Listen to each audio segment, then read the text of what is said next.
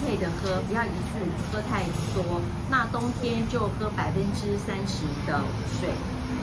那我每天晚上睡觉前洗完澡以后，我都会做腹部呼吸法。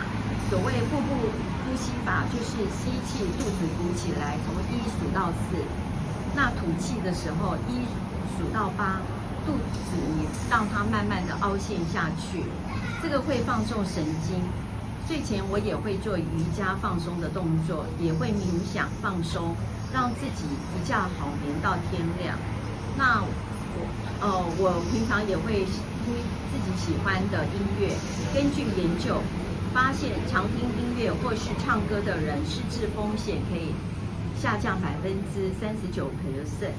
那专家也指出，音乐能启动全脑的活动，更重要的一点是，可以作为一个媒介，重新唤醒长辈参与生活的热情，唱歌快乐解忧愁。那谢谢大家，我拉拉杂杂的说了一堆，祝大家开心快乐、健康与财富并行，谢谢。